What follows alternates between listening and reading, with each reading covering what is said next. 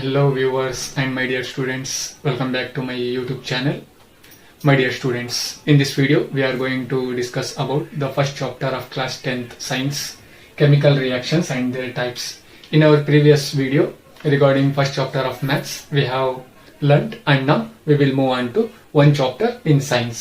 The first chapter is in chemistry. It comes chemical reactions and their types. About chemical reactions you have learnt in your lower classes little bit. It means you are having little bit of previous knowledge regarding chemical reactions. Okay, here in detail we are going to discuss about chemical reactions and their types. Okay, so till end watch the video, and here entire chapter is not possible to finish up within one video. Due to that, part by part I will make video. This is part 1. So let's see how many parts it will takes. Now chemical reactions and their types. Chemical reactions and their types ಅಂದ್ರೆ ಏನು?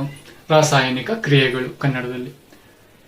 These chemical reactions takes place in our surrounding each and every minute. Okay, so ಅಂದ್ರೆ ನಮ್ಮ ಸುತ್ತಮುತ್ತಲು ಪ್ರತಿಯೊಂದು ಕ್ಷಣದಲ್ಲೂ ಕೂಡ chemical reactions ನಡೀತಾನೆ ಇರುತ್ತೆ. ಅದು ನಮಗೆ ಗೊತ್ತಾಗೋದಿಲ್ಲ. ಈಗ on what factors we can able to judge chemical reactions taking place in our surrounding or not? ನಮ್ಮ ಒಂದು ಸುತ್ತಮುತ್ತ ರಾಸಾಯನಿಕ ಕ್ರಿಯೆಗಳು ನಡೀತಾ ಇದೆ ಅನ್ನೋದನ್ನ ಯಾವ ಒಂದು ಆಧಾರದ ಮೇಲೆ ನಾವು ಹೇಳಬಹುದು, ಅದನ್ನೆಲ್ಲ ನಾವು ಇಲ್ಲಿ ಕಲಿತಾ ಇದೀವಿ. Different types of chemical reactions ಗಳ ಬಗ್ಗೆ ಕಲಿತೀವಿ, ಬ್ಯಾಲೆನ್ಸಿಂಗ್ ಕೆಮಿಕಲ್ ಈಕ್ವೇಶನ್ಸ್ ಗಳ ಬಗ್ಗೆ ಕಲಿತೀವಿ. ಈಗ ನಮ್ಮ ಡೇ ಟು ಡೇ ಲೈಫ್ ಅಲ್ಲಿ ನೋಡೋದಾದ್ರೆ few examples V will discuss. Okay, and in our daily life chemical reactions ನಡೆದು ಏನೆಲ್ಲ ಬದಲಾವಣೆಗಳಾಗುತ್ತೆ ಅದನ್ನ ನೋಡೋಣ. The first one is milk which you have stored at room temperature, especially in summer. ಈಗ ಬೇಸಿಗೆ ಕಾಲ ನಡೀತಾ ಇದೆ, ನೀವು ಮಿಲ್ಕ್ ಅನ್ನ ಸ್ಟೋರ್ ಮಾಡಿ ಇಟ್ಟಿದ್ದೀರಾ. ಆ ಮಿಲ್ಕ್ ಜಾಸ್ತಿ ದಿನ ಇರುತ್ತಾ? ಇಲ್ಲ, 2-3 ದಿನ ಆದ್ಮೇಲೆ ಏನಾಗುತ್ತೆ? ಸೊ ಅದು ಸ್ಪಾಯ್ಲ್ ಆಗೋಗುತ್ತೆ, ಅಂದ್ರೆ ಒಡೆದೋಗುತ್ತೆ. Isn't it? ಏನು ಇದಕ್ಕೆ ಕಾರಣ ಇರಬಹುದು ಅಂತ ಹೇಳಿದ್ರೆ, so there are many more reasons we can able to tell. Fermentation process we can say, coagulation process also we can say.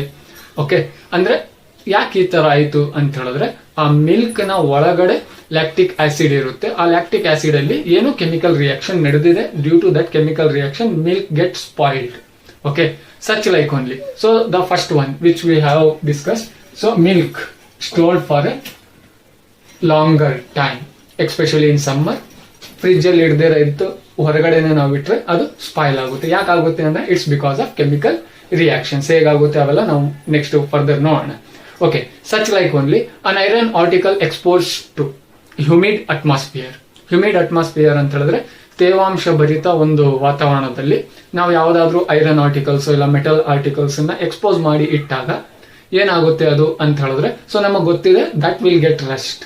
Okay, ಅದನ್ನ ಪೇಂಟ್ ಎಲ್ಲ ನಾವು ಮಾಡ್ದಿರ ಎಕ್ಸ್ಪೋಸ್ ಮಾಡಿ ಇಟ್ಟಿದ್ರೆ ಅಟ್ಮಾಸ್ಫಿಯರ್ಗೆ ಏನಾಗುತ್ತೆ ಅದು that will get Rust. Okay, an iron article okay exposed for a longer time to a humid atmosphere, ತೇವಾಂಶ ಭರಿತವಾದಂತಹ ಒಂದು ಸನ್ನಿವೇಶಕ್ಕೆ ನಾವು ಒಳಪಡಿಸಿದಾಗ ಅದೇನಾಗುತ್ತೆ, ರಸ್ಟಿಂಗ್ ಆಗುತ್ತೆ. Isn't it? ರಸ್ಟಿಂಗ್ ಆಗೋದಕ್ಕೂ ಕಾರಣ ಕೆಮಿಕಲ್ ರಿಯಾಕ್ಷನ್ಸ್. ಹೇಗಾಗುತ್ತೆ? So that we will see.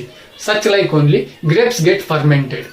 Grapes get fermented ಅಂತ ಹೇಳಿದ್ರೆ, ಸೊ ನಮಗೆ ಗೊತ್ತಿದೆ ಈ ವೈನ್ಸ್ ಎಲ್ಲ ರೆಡಿ ಮಾಡೋದು ಗ್ರೇಪ್ಸ್ ಇಂದ ಅಂತ. Grapes are sour in taste, isn't it? Sour in taste, ಹುಳಿ ಪದಾರ್ಥ. ಹುಳಿ ಪದಾರ್ಥ ಜಾಸ್ತಿ ದಿನ ಇಟ್ಟಾಗ ಅದೇನಾಗುತ್ತೆ ಅಂತ ಹೇಳಿದ್ರೆ ಫರ್ಮೆಂಟೆಡ್ ಆಗುತ್ತೆ. ಸೊ ಏನ್ ಫರ್ಮೆಂಟೇಶನ್ ಅಂತ ಹೇಳಿದ್ರೆ, ಸೊ ನೆಕ್ಸ್ಟ್ ನಾವು ಫರ್ದರ್ ಚಾಪ್ಟರ್ ಅಲ್ಲಿ ಕಲಿಯೋಣ. ಸಚ್ ಲೈಕ್ ಓನ್ಲಿ ನಾವು ಬ್ರೇಕ್ಫಾಸ್ಟ್ಗೆ ಫುಡ್ ತಿಂತೀವಿ, ಅದಾದ್ಮೇಲೆ afternoon also we have food, and thereafter night also 3 times ನಾವು ತಿಂತೀವಿ. ಏನಾಗುತ್ತೆ ಅದು ಹೊಟ್ಟೆ ಒಳಗಡೆ it get digest, isn't it? Digestion of food in our stomach, that is also biochemical reaction. ಅಲ್ಲೂ ಕೂಡ ಕೆಮಿಕಲ್ ರಿಯಾಕ್ಷನ್ಸ್ ಇರುತ್ತೆ, ಇಸ್ಂಟ್ ಇಟ್? ಅಂಡ್ ನಾವು ಇವೆಲ್ಲ ನಮ್ಮ ಡೇ ಟು ಡೇ ಲೈಫ್ ಅಲ್ಲಿ ನಮಗೆ ಗೊತ್ತಾಗೋದಿಲ್ಲ.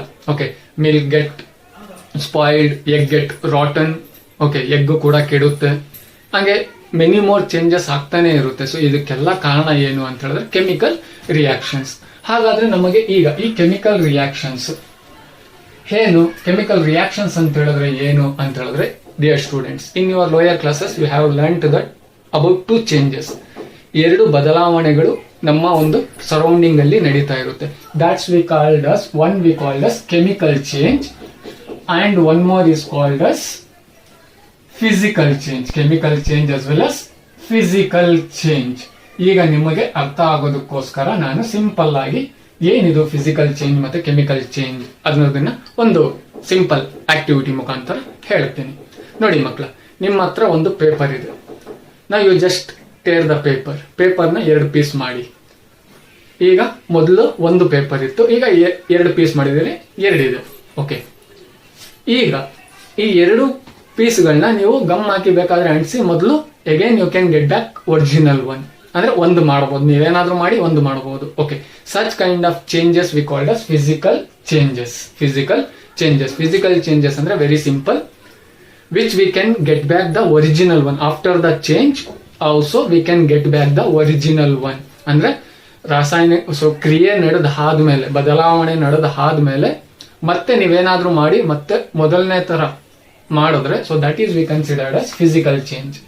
ಕೆಮಿಕಲ್ ಚೇಂಜ್ ಹಂಗಲ್ಲ. ಅದೇ ಪೇಪರ್ನ, ಈಗ ನಿಮ್ಮ ಹತ್ರ ಒಂದು ಪೇಪರ್ ಇದೆ, ಅದನ್ನ ಸುಟ್ಟಾಕಿ, you just burn it, then what you will get ash. ಮತ್ತೆ ಆಶ್ ಇಂದ ಮತ್ತೆ ಒರಿಜಿನಲ್ ಪೇಪರ್ ಮಾಡಕ್ಕಾಗುತ್ತಾ? ಏನಾದ್ರೂ ಮಾಡಿ ಮಾಡಕ್ಕಾಗುತ್ತಾ? ಆಗೋದಿಲ್ಲ. ಇಟ್ ಮೀನ್ಸ್ ಕೆಮಿಕಲ್ ಚೇಂಜ್ ಎಲ್ಲಿ ನಡೆಯುತ್ತೆ, ರಾಸಾಯನಿಕ ಬದಲಾವಣೆ ಎಲ್ಲಿ ನಡೆಯುತ್ತೋ ಆಗ ಹೊಸ ಪ್ರಾಡಕ್ಟ್ ಬರುತ್ತೆ. ಮತ್ತೆ ಆ ಪ್ರಾಡಕ್ಟ್ ಇಂದ ಓಲ್ಡ್ ಪ್ರಾಡಕ್ಟ್ ಅನ್ನ ತಗೊಳ್ಳೋದಕ್ಕಾಗೋದಿಲ್ಲ. So that there are sudden exemptions also there here. So ಈಗ ನಮಗೆ ಅದಕ್ಕೆ ಬೇಡ. So very simple, chemical change ಅಂತ ಹೇಳಿದ್ರೆ once the reaction takes place again we cannot get back the original one. Here physical change means after the change again we can get back the original one. ಇಲ್ಲಿ original ಪಡ್ಕೊಳ್ಳೋದಕ್ಕಾಗೋದಿಲ್ಲ. ಈಗ ನಾನು ಕೆಲವೊಂದು examples ನಾನು ನಿಮಗೆ ಹೇಳ್ತೀನಿ. ಸಿ, ರೈಪನಿಂಗ್ ಆಫ್ ಮ್ಯಾಂಗೋ ಅಂದ್ರೆ ಮಾವು ಹಣ್ಣು ಆಗೋದು. ಒಂದು ಸಲ ಹಣ್ಣು ಆಗೋದ್ಮೇಲೆ ಮತ್ತೆ ಕಾಯಿ ಆಗುತ್ತಾ? ಆಗೋದಿಲ್ಲ. ಸೊ ಹಾಗಾದ್ರೆ ಅದು ಯಾವ ಬದಲಾವಣೆ? Chemical change. Okay, rusting of iron ಒಂದು ರಸ್ಟ್ ಹಿಡಿದು ಹಾಳಾಗೋದ್ರೆ ಮತ್ತೆ ಪುನಃ ಐರನ್ ಆಗುತ್ತಾ? ಅದು ಆಗೋದಿಲ್ಲ. That is also chemical change. ಅದನ್ನೇ ಓಕೆ, ಟೇರಿಂಗ್ ಆಫ್ ಪೇಪರ್ನ ಕಟ್ ಮಾಡಿದೀವಿ. ಓಕೆ, ಮತ್ತೆ ನಮಗೆ ಒರಿಜಿನಲ್ ಒಂದೇ ಪೇಪರ್ ಬೇಕು ಅಂತ ಹೇಳಿದ್ರೆ ಓಕೆ, ಗಮ್ ಹಾಕಿ ಅಂಟಿಸಿ then you will get. Okay, ಅದನ್ನ ಫಿಸಿಕಲ್ ಚೇಂಜ್ ಅಂತೀವಿ. ಈಗ ಸಿಂಪಲ್ ಆಗಿ ನಿಮಗೆ ಅರ್ಥ ಆಗ್ಲಿ ಅಂತ ನಾನು ಹೇಳಿದ್ದೀನಿ. ಈ ಫಿಸಿಕಲ್ ಚೇಂಜಸ್ ಬಿಡಿ, ನಮ್ಮ ಸುತ್ತಮುತ್ತ ನಮಗೆ ಕಣ್ಣಿಗೆ ಕಾಣಿಸೋ ತರ ನಡೀತಾ ಇರುತ್ತೆ. Okay, these chemical changes causes chemical reaction. What causes chemical reactions ಅಂತ ಹೇಳಿದ್ರೆ, B remember in your mind, chemical changes always causes chemical reactions. ಈಗ in detail we will learn about chemical reactions. Okay dear students, chemical reactions. First we will see the definition. What are chemical reactions? Chemical reactions are the processes in which new substances with new properties are formed. Okay, once again you just note down this definition. Chemical reactions are the processes, okay, in which new substances, ಹೊಸ ವಸ್ತುಗಳು, ಹೊಸ ಪ್ರಾಡಕ್ಟ್ಗಳ ಉತ್ಪಾದನೆ ಆಗುತ್ತೆ. ಆ ಪ್ರಾಡಕ್ಟ್ಗಳ ಗುಣಗಳು ಕೂಡ ಹೊಸದಾಗಿರುತ್ತೆ. Okay, ಯಾವ product ಇಂದ ಕೆಮಿಕಲ್ ಚೇಂಜ್ ಆದ್ಮೇಲೆ ಹೊಸ ಯಾವ ರಿಯಾಕ್ಟೆಂಟ್ ಇಂದ ಕೆಮಿಕಲ್ ಚೇಂಜ್ ಆದ್ಮೇಲೆ ಪ್ರಾಡಕ್ಟ್ಗಳು ಬರುತ್ತೋ ಆ ಪ್ರಾಡಕ್ಟ್ ನ ಗುಣ ಕೂಡ ಹಿಂದಿನ ಒರಿಜಿನಲ್ ಒನ್ ಗುಣ ಇರೋದಿಲ್ಲ, ಹೊಸ ತರಹದ ಗುಣಗಳು ಇರುತ್ತೆ. Okay, so very simple definition is there, just you go through it. Chemical reactions are the processes in which new substances with new properties ಅಂತ ಹೇಳಿದ್ರೆ ಗುಣಗಳು. Okay, new substances with new properties are formed. Okay, ಎಲ್ಲಿ ಆ ತರ ನಡೆಯುತ್ತೋ ಅಲ್ಲೆಲ್ಲ chemical reactions ನಡೆದಿದೆ ಅಂತ. For example, ಈಗ ನಾವು ಮಿಲ್ಕ್ ಅಲ್ಲಿ ನೋಡಿದ್ವಿ, ಮೊದಲು ಮಿಲ್ಕ್ ಇತ್ತು, ಆ ಮಿಲ್ಕ್ ಸ್ವಲ್ಪ ದಿನ ಆದ್ಮೇಲೆ ಕರ್ಲಿಂಗ್ ಆಫ್ ಮಿಲ್ಕ್. ಓಕೆ, ಅಂದ್ರೆ ಮೊಸರಾಗಿದೆ ಅಂತ ಹೇಳಿದ್ರೆ ಈಗ ಮಿಲ್ಕ್ ನ ಗುಣ ಬೇರೆ ಇದೆ, ನಿಮ್ಮ ಒಂದು ಮೊಸರಿನ ಗುಣ ಬೇರೆ ಇದೆ. ಆಫ್ಟರ್ ಕೆಮಿಕಲ್ ರಿಯಾಕ್ಷನ್ ಗುಣಗಳು ಯಾವ ತರ ಚೇಂಜ್ ಆಗ್ತಾ ಇದೆ ನೋಡಿ, isn't it? So that's we consider here, and now this is definition, and already we have discussed chemical reactions caused due to chemical change, not physical change. Chemical ಬದಲಾವಣೆಗಳು, ರಾಸಾಯನಿಕ ಬದಲಾವಣೆಗಳೇ ಈ ಒಂದು ಕೆಮಿಕಲ್ ರಿಯಾಕ್ಷನ್ಸ್ ಗೆ ಕಾರಣ. So it is wise ವರ್ಸ. Chemical reactions caused due to chemical changes. Chemical changes happens due to chemical reactions. So this is the definition for chemical reactions. ಈಗ ನಾವು next, on what factors or observations we can conclude that whether chemical reactions have took place or not. ಯಾವ ಒಂದು ಅಂಶಗಳ ಆಧಾರದ ಮೇಲೆ ನಮ್ಮ ಸುತ್ತಮುತ್ತ ನಡೀತಾ ಇರುವಂತಹ ಕ್ರಿಯೆಗಳಲ್ಲಿ ಕೆಮಿಕಲ್ ರಿಯಾಕ್ಷನ್ ನಡೆದಿದೆಯೋ ಇಲ್ವೋ ನಮಗೆ ಹೆಂಗ್ ಗೊತ್ತಾಗಬೇಕು ಅನ್ನೋದನ್ನ ನಾವೀಗ ಕಲಿಯೋಣ. ಓಕೆ ಮಕ್ಕಳೇ, ಮೋಸ್ಟ್ ಇಂಪಾರ್ಟೆಂಟ್ ಒಂದು ಅಂಕದ ಪ್ರಶ್ನೆ ನಿಮಗೆ ಇಲ್ಲಿ ಬರುತ್ತೆ, ಮತ್ತೆ ನಿಮಗೆ ಕಲಿಯೋದಕ್ಕೂ ಸಹಾಯ ಆಗುತ್ತೆ. ಯಾವ ಒಂದು ಅಂಶಗಳ ಆಧಾರದ ಮೇಲೆ ನಮ್ಮ ಸರೌಂಡಿಂಗ್ ಅಲ್ಲಿ ಕೆಮಿಕಲ್ ರಿಯಾಕ್ಷನ್ ನಡೆದಿದೆ ಅಥವಾ ಇಲ್ಲ ಅನ್ನೋದು ನಮಗೆ ಹೆಂಗ್ ಗೊತ್ತಾಗುತ್ತೆ ಅಂತ ಹೇಳಿದ್ರೆ ದೇರ್ ಆರ್ ಫ್ಯೂ ಫ್ಯಾಕ್ಟರ್ಸ್, ಅಂಶಗಳು. Factors are observations which helps to determine whether chemical reactions taken place or not. ನಮ್ಮ ಸುತ್ತಮುತ್ತ ಕೆಮಿಕಲ್ ರಿಯಾಕ್ಷನ್ ನಡೆದಿದೆಯೋ ಇಲ್ವೋ ನಮಗೆ ಹೆಂಗ್ ಗೊತ್ತಾಗುತ್ತೆ ಅಂದ್ರೆ ನೋಡಿ, ಈ ಬದಲಾವಣೆಗಳು 5 ಪಾಯಿಂಟ್ಸ್ ಇದೆ. Very simple. Change in state ಅಂತ ಹೇಳಿದ್ರೆ whether it is solid, liquid, gas. Okay, ಯಾವುದೇ ಸಾಲಿಡ್, ಲಿಕ್ವಿಡ್, ಗ್ಯಾಸ್. ಗೊತ್ತಿ ಕೆಮಿಕಲ್ ರಿಯಾಕ್ಷನ್ಸ್ ನಾವೇನಾದ್ರೂ ಬರ್ನ್ ಮಾಡಿದಾಗ, ಈಗ ಫಾರ್ ಎಕ್ಸಾಂಪಲ್ ಪೇಪರ್ ಬರ್ನ್ ಮಾಡಿದ್ವಿ. ಓಕೆ, ನಮಗೆ ಪೇಪರ್ ಇಸ್ ಸಾಲಿಡ್, ನಾವು finally we got ash is amorphous, isn't it? ಹಾಗೆ ನಮಗೆ ಸ್ಮೋಕ್ ಕೂಡ ರಿಲೀಸ್ ಆಗುತ್ತೆ, ಸ್ಮೋಕ್ ಇಸ್ ಗ್ಯಾಸ್. ಈ ತರ ನಮಗೆ ಏನಾದ್ರೂ ಅದರ solid state, liquid state, gaseous state ಅಲ್ಲಿ ಏನಾದ್ರೂ ಬದಲಾವಣೆ ಆದ್ರೆ we can judge that chemical reaction took place. ಈಗ ಇಲ್ಲಿ ಕೆಲವೊಂದು ಬೇರೆ ಅಂಶಗಳನ್ನ ನಾವು ನೋಡ್ಕೊಬೇಕು. ಓಕೆ, ಫ್ರಿಡ್ಜ್ ಅಲ್ಲಿ ವಾಟರ್ ಅನ್ನ ಇಟ್ಟರೆ ನಾವು ಏನಾಗುತ್ತೆ, ಅದು ಲಿಕ್ವಿಡ್ ಇಂದ ಐಸ್ ಆಗುತ್ತೆ, ಅಂದ್ರೆ ಸಾಲಿಡ್ ಆಗುತ್ತೆ, ಲಿಕ್ವಿಡ್ ಟು ಸಾಲಿಡ್ ಆಗುತ್ತೆ. ಈಗ ಅದು ಫಿಸಿಕಲ್ ಬದಲಾವಣೆ. Again we can get back the original one, ಅಂದ್ರೆ ಐಸ್ ಇಂದ ಮತ್ತೆ ನಾವು ವಾಟರ್ ನ ಪಡ್ಕೊಬಹುದು. Got it right? ಅಲ್ಲಿ ಕೆಮಿಕಲ್ ರಿಯಾಕ್ಷನ್ಸ್ ಇರೋದಿಲ್ಲ. Got it right? ಈಗ ಅದೇ ಬರ್ನಿಂಗ್ ಆಫ್ ಪೇಪರ್ನ ನಾವು ಬರ್ನ್ ಮಾಡಿದ್ವಿ, ಸ್ಮೋಕ್ ಬಂತು. ಈಗ ಆ ಸ್ಮೋಕ್ ಇಂದ ಮತ್ತೆ ನೀವು ಪೇಪರ್ ಮಾಡಕ್ಕಾಗುತ್ತಾ? ಇಲ್ಲ. ಆಶ್ ಇಂದ ಮಾಡಕ್ಕಾಗುತ್ತಾ? ಇಲ್ಲ. ಓಕೆ, ಇದನ್ನ ನಾವು ಗಮನಿಸಬೇಕು. ಇಲ್ಲ ಬೇರೆ ಫ್ಯಾಕ್ಟರ್ಸ್ ಇದೆ ಇನ್ನು ಕ್ಲಾರಿಟಿಗೆ. ಒಂದು ಚೇಂಜ್ ಇನ್ ಸ್ಟೇಟ್. ಓಕೆ, ಎಲ್ಲಾದ್ರೂ ಅದರ ಸ್ಟೇಟ್ ಬದಲಾವಣೆ ಆಗ್ತಾ ಇದೆ, ಚೇಂಜಸ್ ಆಗ್ತಾ ಇದೆ ಅಂದ್ರೆ ನೀವು ತಿಳ್ಕೊಬೇಕು ಕೆಮಿಕಲ್ ರಿಯಾಕ್ಷನ್ ಟುಕ್ ಪ್ಲೇಸ್. ಬರೀ ಒಂದೇ ಅಂಶದ ಆಧಾರದ ಮೇಲೆ ನೀವು ಜಡ್ಜ್ ಮಾಡಬಾರ್ದು. ಓಕೆ, ಇನ್ನು ಬೇರೆ ಬೇರೆ ಅಂಶಗಳಿದೆ ನೋಡಿ. Change in colour. Okay, change in colour. ನಾವೇನೋ ಎರಡು ವಸ್ತುಗಳನ್ನ ಮಿಕ್ಸ್ ಮಾಡ್ತಾ ಇದೀವಿ, ಇದಕ್ಕಿದಂಗೆ ಕಲರ್ ಚೇಂಜಸ್ ಆಗ್ತಾ ಇದೆ ಅಲ್ಲಿ ಅಂತ ಹೇಳಿದ್ರೆ that is also chemical reactions. Okay, ಇಲ್ಲೂ ಕೂಡ ಕೆಲವೊಂದು ಫಿಸಿಕಲ್ ಚೇಂಜಸ್ ಇರುತ್ತೆ, ಅದನ್ನ ನೀವು ಇಗ್ನೋರ್ ಮಾಡಬೇಕು. ನೋಡಿ, ನೆಕ್ಸ್ಟ್ ಇದೆ change in temperature. Change in temperature, ನಾವೇನು ಮಾಡಲಿಲ್ಲ, ಅದರ ಟೆಂಪರೇಚರ್, ಉಷ್ಣಾಂಶ ಜಾಸ್ತಿ ಆಗ್ತಾ ಇದೆ, ಕಡಿಮೆ ಆಗ್ತಾ ಇದೆ ಅಂದ್ರೆ that is also due to chemical reactions. For example, ಒಂದು ಬೌಲ್ ಅಲ್ಲಿ ಇಲ್ಲ ಅಂತ ಹೇಳಿದ್ರೆ ಕೈಯಲ್ಲೇ ಸುಣ್ಣ, ಓಕೆ, ಸ್ವಲ್ಪ ಹಾಕೊಳ್ಳಿ. How do you feel? You feel something hot. ಅಲ್ಲೇನಾದ್ರೂ ಹಾಟ್, ಬಿಸಿ ಫೀಲ್ ಆಗುತ್ತೆ ನಿಮಗೆ. ಅಲ್ಲಿ ನೀವೇನಾದ್ರೂ ಹೀಟ್ ಪಾಸ್ ಮಾಡಿದ್ರೆ ಇಲ್ಲ, ಬರೀ ನಾವು ಸುಣ್ಣನ ನೀರಲ್ಲಿ ಮಿಕ್ಸ್ ಮಾಡಿ ಸ್ವಲ್ಪ ಕೈಯಲ್ಲಿ ಹಾಕೊಂಡಿದೀವಿ, ಇಸ್ಂಟ್ ಇಟ್? ಅಷ್ಟೇ ಆಗಿದ್ದು. ಬಿಸಿ ಎಲ್ಲಿಂದ ಬಂತಿದ್ದು ಅಂದ್ರೆ ಅದ್ರ ಒಳಗಡೆ ಕೆಮಿಕಲ್ ರಿಯಾಕ್ಷನ್ಸ್ ನಡೀತು. ಅಂದ್ರೆ ಕೆಲವೊಂದು ಕೆಮಿಕಲ್ ರಿಯಾಕ್ಷನ್ಸ್ ನಡೆದಾಗ ಅಲ್ಲಿ ನಮಗೆ ಬಿಸಿ ಸ್ಟಾರ್ಟ್ ಆಗುತ್ತೆ. ಇನ್ನು ಕೆಲವು ಒಂದು, ಫಾರ್ ಎಕ್ಸಾಂಪಲ್ ಗ್ಲೂಕೋಸ್ ನ ನಾಲ್ಗೆ ಮೇಲೆ ಹಾಕೊಳ್ಳಿ. So how do you feel? ಅಲ್ಲಿ ನೀವು you feel it is surrounding, ನಾಲ್ಗೆ ಸರೌಂಡಿಂಗ್ ಎಲ್ಲ ಕೂಲ್ ಆಗಿ ಫೀಲ್ ಆಗುತ್ತೆ. ಯಾಕಾಗುತ್ತೆ ಇದು ಅಂತ ಹೇಳಿದ್ರೆ chemical reaction. And exothermic, endothermic concept ಎಲ್ಲ ಇದೆ, ಅದನ್ನ ನೆಕ್ಸ್ಟ್ ಫರ್ದರ್ ನೋಡೋಣ ನಾವು. ಹಾಗೆ ಲಿಬರೇಷನ್ ಆಫ್ ಗ್ಯಾಸ್. ನಾವಲ್ಲಿ ಏನಾದ್ರೂ ಕೆಮಿಕಲ್ ರಿಯಾಕ್ಷನ್ಸ್ ಮಾಡ್ತಾ ಇದ್ದಾಗ ಸ್ಮೋಕ್ ಬರ್ತಾ ಇದೆ ಅಂತ ಹೇಳಿದ್ರೆ ಅಲ್ಲೂ ಕೂಡ ಸ್ಮೋಕ್ ಎಲ್ಲಿಂದ ಬಂತು ಅಂದ್ರೆ ಕೆಮಿಕಲ್ ರಿಯಾಕ್ಷನ್. ಈಗ ನೀವು ಸೌದೆನ ಉರಿಸ್ತೀರ, ಇಸ್ಂಟ್ ಇಟ್? ಅಲ್ಲಿ ಏನಾದ್ರೂ ಸ್ಮೋಕ್ ಕಾಣಿಸ್ತಾ ಇದೆ, ಎಲ್ಲಾದ್ರೂ ನಿಮಗೆ ಸ್ಮೋಕ್ ರಿಲೀಸ್ ಆಗ್ತಾ ಇದೆ ಅಂತ ಹೇಳಿದ್ರೆ think it is chemical reaction, liberation of gas, ಅಂದ್ರೆ ಗ್ಯಾಸ್ ಪ್ರೊಡ್ಯೂಸ್ ಆಗ್ತಾ ಇದೆ ಅಂತ. Got it right? ಈಗ ನೆಕ್ಸ್ಟ್ ಫಾರ್ಮೇಶನ್ ಆಫ್ ಪ್ರೆಸಿಪಿಟೇಷನ್. ಇದನ್ನ ನಾನು ನೆಕ್ಸ್ಟ್ ಡಬಲ್ ಡಿಸ್ಪ್ಲೇಸ್ಮೆಂಟ್ ರಿಯಾಕ್ಷನ್ ಅಲ್ಲಿ ಎಕ್ಸ್ಪ್ಲೈನ್ ಮಾಡ್ತೀನಿ. ಈಗ ನಿಮಗೆ ಪ್ರತಿಯೊಂದಕ್ಕೂ ನಾನು ಸ್ಕ್ರೀನ್ ಮೇಲೆ ಒಂದು ಪಿಕ್ಚರ್ ಡಿಸ್ಪ್ಲೇ ಆಗ್ತಾ ಇದೆ. ಎಸ್ಪೆಷಲಿ ಫಾರ್ಮೇಶನ್ ಆಫ್ ಪ್ರೆಸಿಪಿಟೇಷನ್ ಗೆ ನೋಡಿ ಡಿಸ್ಪ್ಲೇ ಆಗ್ತಾ ಇದೆ. ಓಕೆ, ಗಮನಿಸ್ತಾ ಇದ್ದೀರಲ್ವಾ? ಎರಡು ಲಿಕ್ವಿಡ್ಗಳನ್ನ ಮಿಕ್ಸ್ ಮಾಡಿದಾಗ ಒಳಗಡೆ ಒಂಥರ ಸಾಲಿಡ್ ಫಾರ್ಮ್ ಆಗುತ್ತೆ. Got it? That is we considered as precipitation. In detail we will learn in the further concepts. Okay, ನಾವು ದಿಸ್ ಈಸ್ 1 ಮಾರ್ಕ್ ಗೆ ಇಂಪಾರ್ಟೆಂಟ್. ಇದು ಪ್ರಶ್ನೆ ಕೇಳ್ತಾರೆ ಎಕ್ಸಾಮ್ ಅಲ್ಲಿ. On which factors do you determine whether chemical reaction took place or not? ಈಸಿಯಾಗಿ remember ಮಾಡ್ಕೊಳ್ಳೋದಕ್ಕೆ change in state, change in colour, change in temperature. ಅದಕ್ಕೆ ನಾವು ಶಾರ್ಟ್ ಕಟ್ ಏನ್ ಮಾಡ್ಕೊಂತೀವಿ? SCT ಲೆಟರ್ಸ್ ಅನ್ನ ಇಟ್ಕೊಂಡಿರಿ. ಎಸ್ ಅಂದ್ರೆ change in state, change in colour, change in temperature, ಹಾಗೆ liberation of gas, ಅದಾದ್ಮೇಲೆ ಫಾರ್ಮೇಶನ್ ಆಫ್ ಪ್ರೆಸಿಪಿಟೇಷನ್. ನೀವು ಇದನ್ನ ಈ ತರ ಮಾಡ್ಕೊಳ್ಳಿ. ಅಟ್ಲೀಸ್ಟ್ ಅದರಲ್ಲಿ 4 ಜ್ಞಾಪಕ ಬರುತ್ತೆ ನಿಮಗೆ. ಜ್ಞಾಪಕ ಬರೋದಕ್ಕೋಸ್ಕರ ನಾವು ಶಾರ್ಟ್ ಕಟ್ ಈ ತರ ಯೂಸ್ ಮಾಡೋಣ. ಕ್ಲಿಯರ್? ನಾವು let's move on to the next concept. Okay ಮಕ್ಕಳೇ, ಹಾಗೆ ಇನ್ನೊಂದು ಕೆಮಿಕಲ್ ರಿಯಾಕ್ಷನ್ ಬಗ್ಗೆ ತಿಳಿತಾ ಹೋಗೋಣ. ನಿಮಗೆ ನಾನು ಸ್ಕ್ರೀನ್ ಮೇಲೆ ಒಂದು ಪಿಕ್ಚರ್ ಕೂಡ ಹಾಕ್ತೀನಿ, ಅಬ್ಸರ್ವ್ ಮಾಡಿ. Burning of magnesium ribbon. Magnesium ಅನ್ನೋದು ಒಂದು ಮೆಟಲ್. Got it? ರಿಬ್ಬನ್ ಅಂದ್ರೆ ಅದನ್ನು ಕಂಬಿ ತರ ಮಾಡಿರ್ತಾರೆ, ಇಲ್ಲ ಟೇಪ್ ತರ ಮಾಡಿರ್ತಾರೆ. Got it right? ಈಗ ಆ ಮೆಗ್ನೀಷಿಯಂ ರಿಬ್ಬನ್ ನೋಡೋದಕ್ಕೆ ಯಾವ ತರ ಇರುತ್ತೆ ಅಂತ ಹೇಳಿದ್ರೆ ಒಂದು ಕಂಬಿ ತರ ಇರುತ್ತೆ, ಇಲ್ಲ ಒಂದು ಮೆಟಾಲಿಕ್ ಟೇಪ್ ತರ ಇರುತ್ತೆ. ಈಗ ಆ ಮೆಗ್ನೀಷಿಯಂ ರಿಬ್ಬನ್ ನ ನೀವು ಎಷ್ಟೇ ಹೀಟ್ ಪಾಸ್ ಮಾಡಿ ಬರ್ನ್ ಆಗೋದಿಲ್ಲ, ಅದು ಈ ತರ ಇರುತ್ತೆ ಅದು. Okay, ribbon got it. ನೀವೆಷ್ಟೇ ಹೀಟ್ ಅನ್ನ ನೀವು ಪಾಸ್ ಮಾಡಿದ್ರು ಕೂಡ ಇದು ಬರ್ನ್ ಆಗೋದಿಲ್ಲ.